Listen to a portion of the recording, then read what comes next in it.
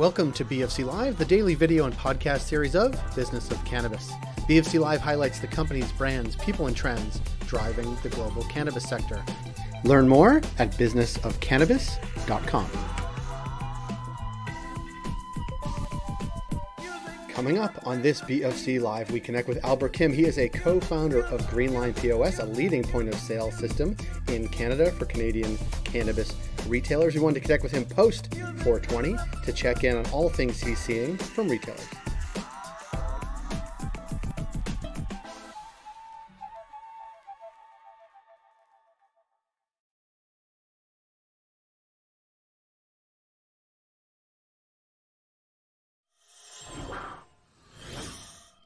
Albert Kim from Greenline POS. Happy day after 420. Yeah, good to chat, Jay. Good to chat with you. So yes, let's start there. Yesterday was 420. If it's not the biggest cannabis purchasing day of the year, it is certainly close to the top. And the week leading up is big. Like, I don't know if you track it. Maybe you do track it in real time. Like, how are you seeing transactions the week leading up to 420, or were you? Is there a market difference? Yeah, we definitely see a bump, but it's not always on the day of 420. Often it's the weekend before. And even in the grand scheme of things, it's not the biggest cannabis purchasing day of the year. That's usually reserved for the holidays. So yeah, 420 is a big deal, but it's not as big of a deal as the late December. Yeah, it'll be interesting to see. And I was talking, well, actually yesterday with Mimi from Superette, like there hasn't really been a steady state 420 for retailers, certainly in Ontario yet, where it's like the first one was like, it was 2019, was like basically some of them had just opened. The next one was I guess COVID, and the third one is still COVID. Like it's like when it, like we don't know what it'll be like yet. Yeah, and start baselining that as sort of the go-to. But it is interesting to sort of see, and I'm interested in your thoughts. Like you have now over 400 retailers on Greenline. Yeah, I'd be happy to provide an update. I was hoping that I would be able to come on here and say that we have 420 retailers. We are at 450, so it is much greater. We're growing at a really fast rate, especially in Ontario. It's something we're really excited for.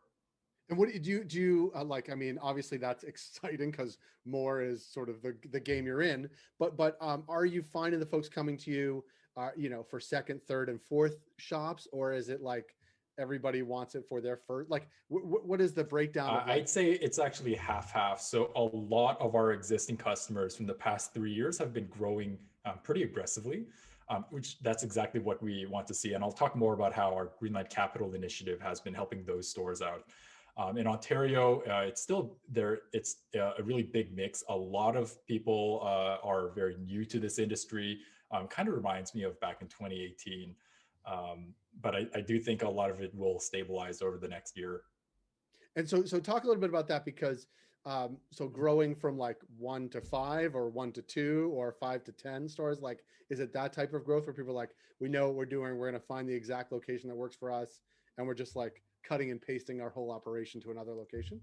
Yeah. So one of our stores, they were based in Alberta, and they got acquired by a much larger store a couple of years ago. They took a bit of a break, and then now they're back in the game, opening many stores. I believe they might be 10 plus stores in Ontario, and that's exactly the type of store we want to see. It's stores who know who figured out their operations, and then they're scaling that operational knowledge either via franchises or through their own centrally run stores.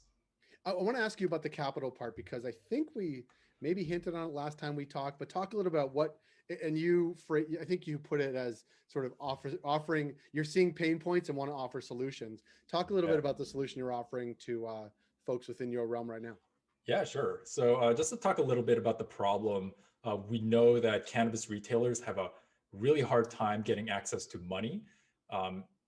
The traditional financial institutions still see cannabis retail, even though we are a federally legalized industry, as high risk.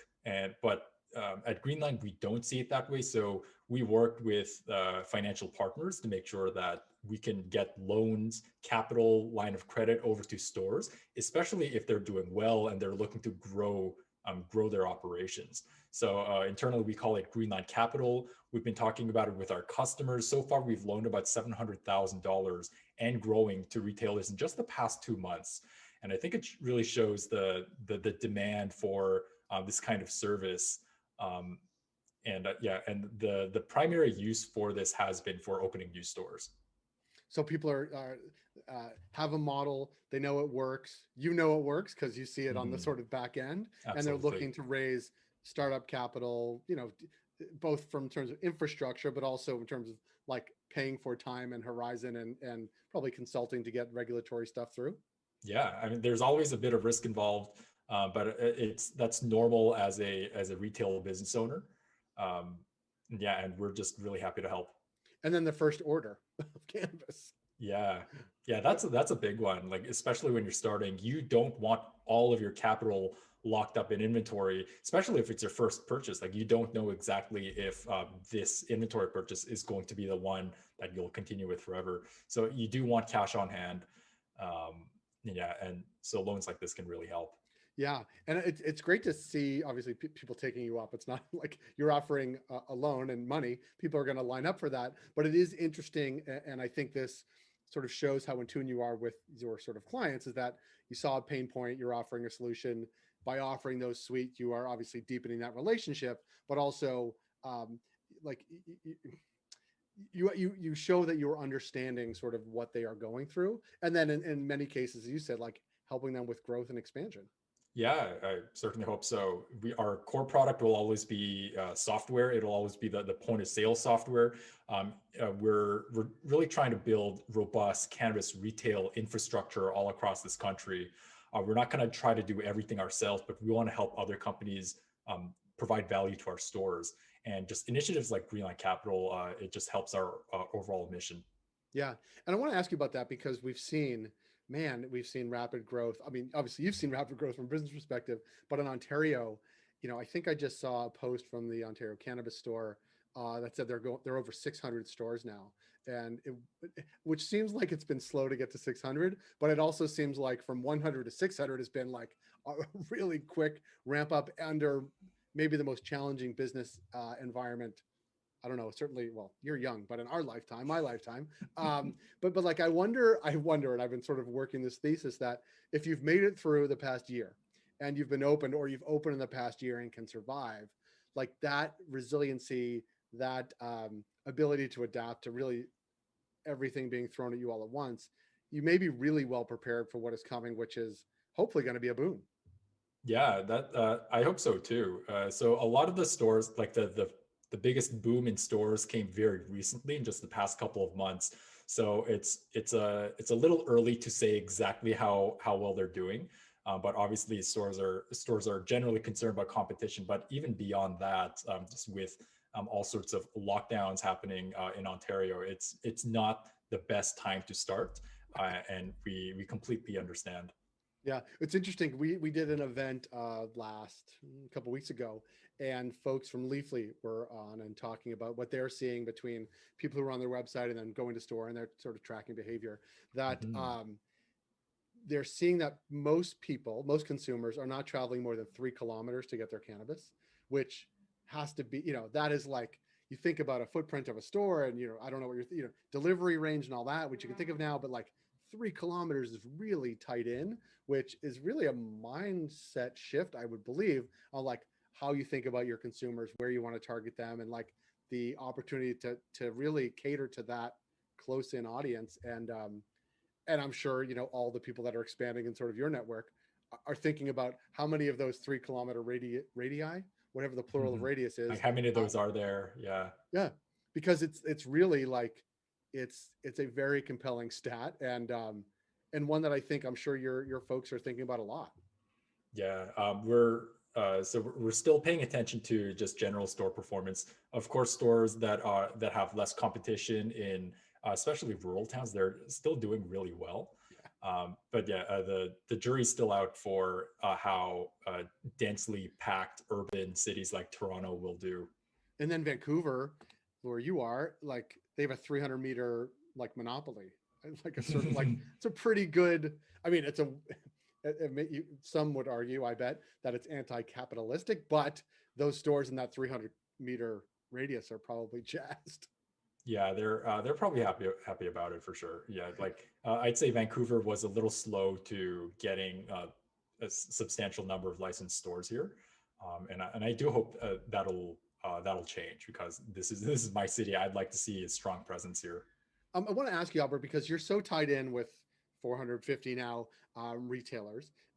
Looking ahead to because we just passed 420, looking into the next 420, you've obviously identified pain points along the way. The most recent being capital, and you're offering that to your client base. But what do you think are some of the next wave of pain points that you will see that you and the team at Greenline will be trying to address? Yeah, we're already seeing what kinds of things stores are looking for from our software. So really in the past just 3 months, we've been really doubling down on our engineering team. We've doubled our developer count in the past 2 months, hoping to triple really shortly. And we're ready to really invest in our partner integrations, especially for those stores who are concerned about competition. They need strong loyalty integrations. They need even stronger e-commerce connections. And so these are the things we're going to put the work into. Can I ask you a question about that? Because I think it is legend, sort of the difficulty in hiring sort of tech talent like that, in a world where people are always trying to find basically the same people you're trying to find. How are you going about finding that tech talent, and where are you finding it? It has nothing to do with cannabis necessarily, but how are you finding that sort of process? Yeah, so the first thing is that we opened up our search to all across Canada. Before, when we had our Vancouver office, we just hired locally in Vancouver. So put out an Indeed post, say Vancouver, BC. But once we really expanded the pool, we have employees in Manitoba, we have employees in Ontario. It really opens it up. And I'd say that's not an option anymore. That's kind of a requirement for a technology business, especially if tech workers can also go to any other country, in any other time zone. Yeah, it is interesting. Do you think that's is that a function of the technology to actually do the work is now ubiquitous, and or now people are much more comfortable hiring people that aren't down the street from them? Or is it both? I think it's definitely both. Before the pandemic, I don't think technology businesses had a clear idea of whether the business would even work. I mean, I certainly didn't, whether it would even work fully remote. And it's obviously much easier to transition as a smaller company than as a bigger company. But for Greenline, we experienced a lot of performance, productivity improvements, working at home. Everyone was people were affected differently early on. Some people felt more relaxed. Some people felt more stressed out. It really depends on your living situation. So as an employer, probably the best thing you can do is provide extra money so that employees can purchase more gear for their home. Just make it a little more comfortable, get better chairs, get better screens, and all of that. Get an external microphone. Yes, I'm recommending that to everyone now. So am I, and I could even recommend you the lights that I have and the backdrop. But Albert, I really appreciate you taking time, sharing the progress, sharing the pain points and the solutions you guys are providing. And as always, we'll connect with you down the road. And kudos on passing 450. I feel like we're going to go back in Business of Cannabis and do an archive of talking to Greenline and mapping the growth. But kudos to you and the team, because it's been great to watch you do it and reaching milestones along the way. Yeah, thank you, Jay. You got it. Thanks, Albert.